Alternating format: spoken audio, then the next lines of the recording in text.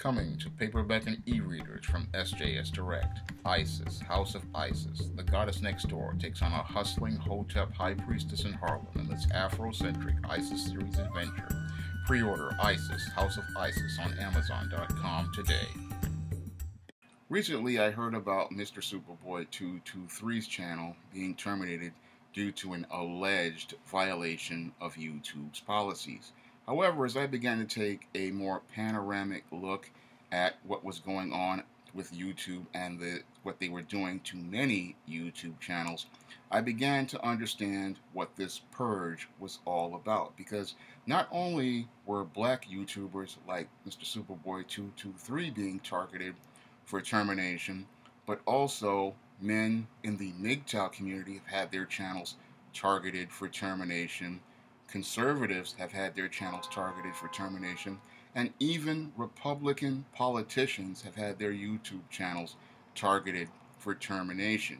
And I look at the way YouTube has been targeting people for termination and then doing passive-aggressive tactics like the demonetization of all those videos last year, and then what they did, saying that they weren't going to make channels partners if they didn't get a certain amount of views. And it's clear that YouTube is making efforts to try to purge anyone who does not fit their narrative.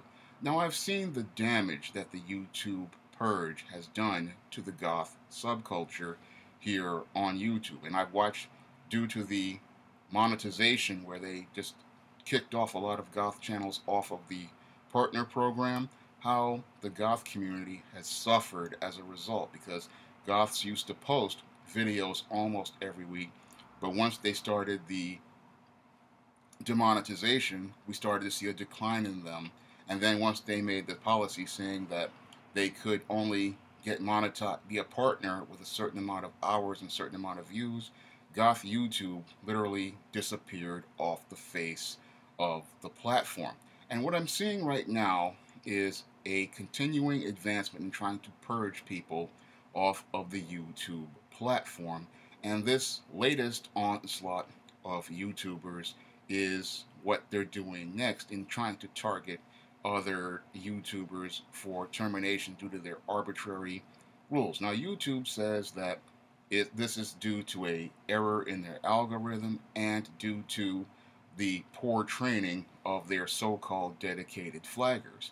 Now, YouTube has hired dedicated flaggers to so-called keep content off the site that can be considered hate speech or considered harmful.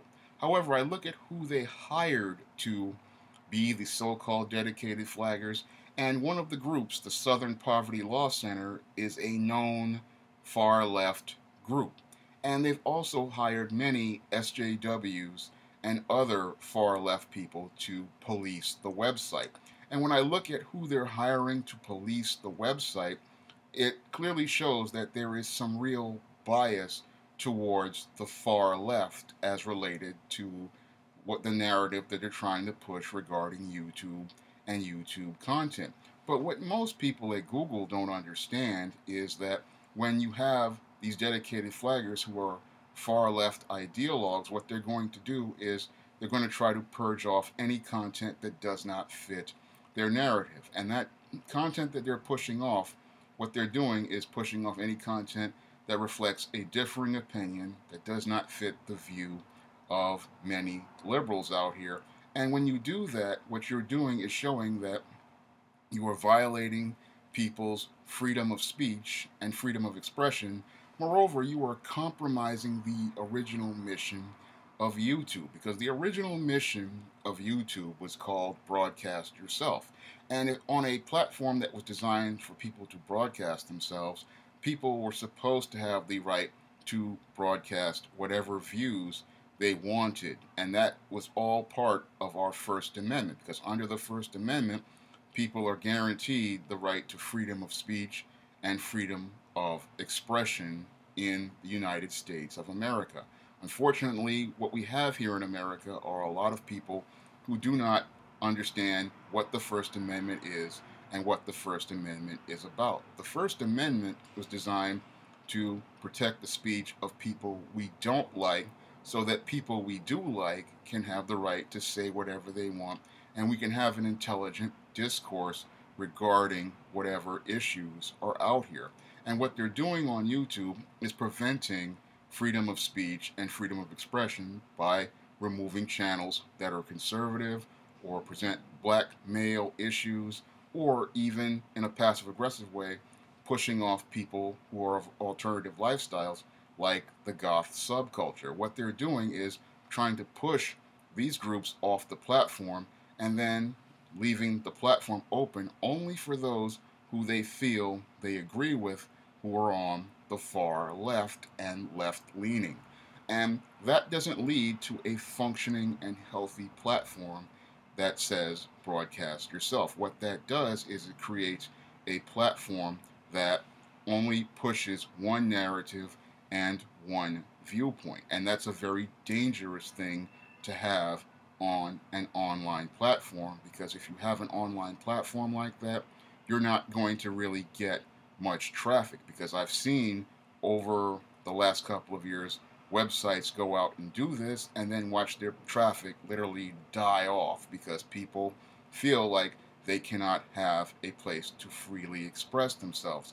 I saw this happen on many comic book message boards, and once they went that way, the whole site died. And this is where YouTube is not looking at the big picture as related to the platform. When you look at the platform was founded on broadcast yourself, and it was also founded on creating a platform for creative people to be able to express themselves.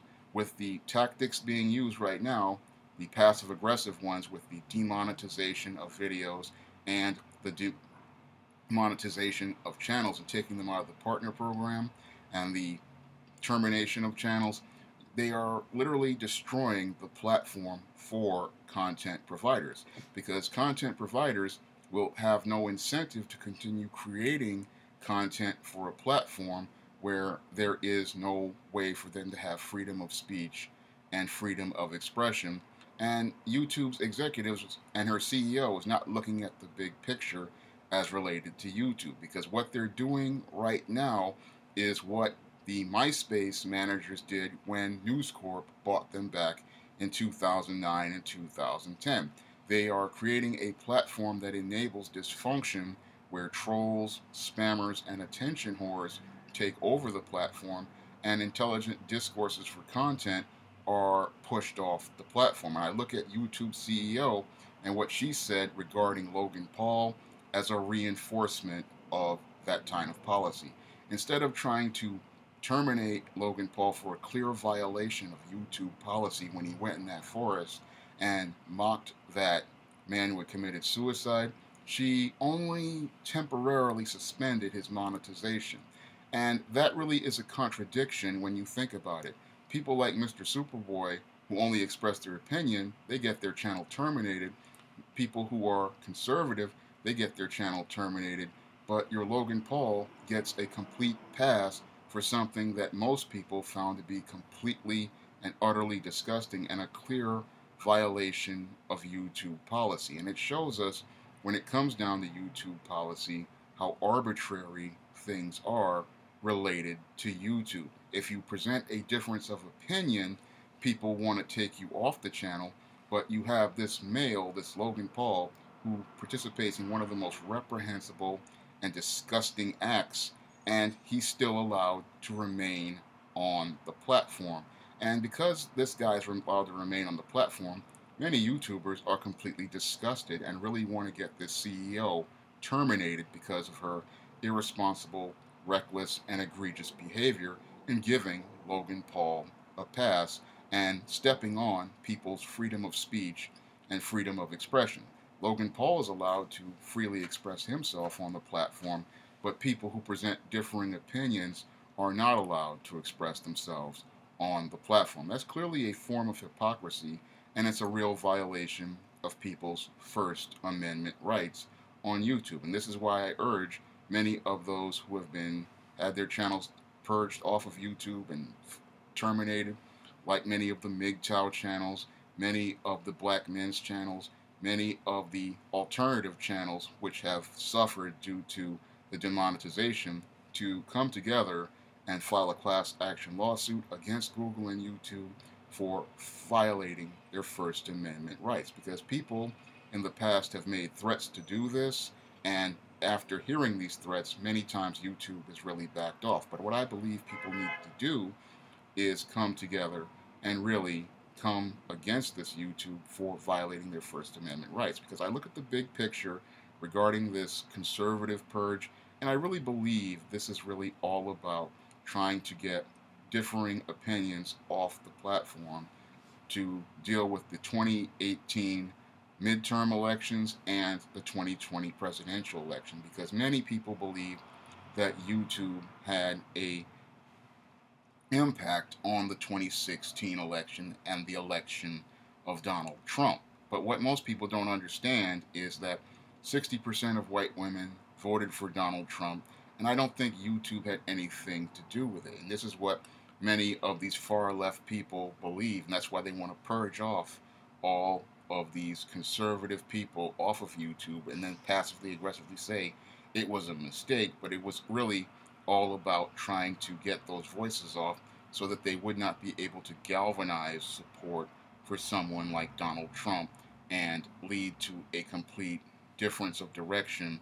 for this next series of elections, such as the 2018 midterm elections, which the Democrats are trying to win, and the 2020 presidential election, which they're desperately trying to win. And so instead of trying to build up candidates on the platform, they want to try to censor other people's voices so they won't have a voice on the platform, showing us who the real fascists are. I mean, I look at these YouTube policies, and this is what I see the big picture of them being all about, that they're all about purging voices off the platform that talk about liberals and talk about the left and left-leaning views. They want to try to get those off the platform so that they can control the platform, not understanding that the long-term picture that they're doing is doing real serious damage to the YouTube platform. Because in order for those advertisers to come here, you need to have a platform with open content. And if people cannot feel that they're going to be able to build a channel here, they're going to leave and migrate to one of the competing sites like BitChute or Minds.com, where they can have their free speech and freedom of expression. When it comes down to YouTube overall, I look at the big picture for YouTube and I see a website that's getting ready to shoot itself in the foot and eventually lead to its own demise, in the same way that MySpace led to its own demise, because YouTube is showing everyone that they support trolls, spammers, and junk content, and that's the same type of content that led to the complete collapse of MySpace. MySpace was a place for friends, it was a place for artists, it was a place for writers and creative people. However, over time, once News Corp bought it, it turned into a place for trolls, spammers, attention whores, and they overtook the website, posting so much junk content that regular people just decided to stop going there. And that's what I see happening to YouTube in a year or a couple of years if they keep doing things to alienate people and run them off the site, because they're thinking they can turn YouTube into the next Netflix, but you can't turn YouTube into Netflix, because YouTube made its audience by allowing people to broadcast themselves, while Netflix was a website that was all about creating entertainment content. Now, YouTube wants to be an entertainment website and entertain idiots like Logan Paul, but what they're doing is alienating people and leaving them to leave the website and then pushing off the content providers who provided the content that drove the foot traffic there and drove the advertisers there. So they're not really looking at the big picture as related to building a strong YouTube, and the CEO really doesn't have a vision for building a strong YouTube channel. This is why she needs to go, and there really needs to be someone there with a plan towards setting a direction for YouTube where it can continue to be the site that allows people to broadcast themselves, build a channel here, and build a channel where they can freely express themselves and have protections from trolls, spammers, attention whores, and people who are members of what I call the Zero Subscribers Club. People who go and have no subscribers and no content on their channel, but go to other people's channels to go out here and harass them. Nobody is making efforts to protect the content providers on YouTube, and that's something that really needs to be addressed by senior management, because when I look at this YouTube purge is going to hurt YouTube long term, because if you have no content on your website, then you're not going to get the foot traffic on your website. And the people who you think are going to police the website, who's going to pay them if there is no content on the website? So they're not really thinking about the big picture as related to keeping this website up and keeping it profitable. Because if you drive off all the content providers that people like, all they're going to leave is the handful that people don't like and the junk content no one really cares about, because over time you can only get so many views on a twerk video when you've seen it 20 times, or a view, or a bunch of far left people spouting their ideology over and over again. Eventually that content gets repetitive, it gets boring, just like the content on MySpace got repetitive and boring, and people just got tired of seeing it and decided to leave that website and migrate over to the next one. I see the same pattern happening at YouTube, because no one's really thinking about the big picture. They're just focusing on the small picture and their little part in it, and not thinking about the overall mission of YouTube and how it relates to Google's long-term business. I see in the long term a large group of YouTubers who are affected filing a class action lawsuit regarding their First Amendment rights being violated, and I see that lawsuit really doing damage to Google's image and the overall social media platform. If you'd like to see me make more videos like this, you can donate to my Patreon by clicking the link in the description box. And if you want to try some of my SJS Direct titles, you may do so by clicking the link to Amazon.com. That's all I have to say for this video. You can comment, rate, and subscribe.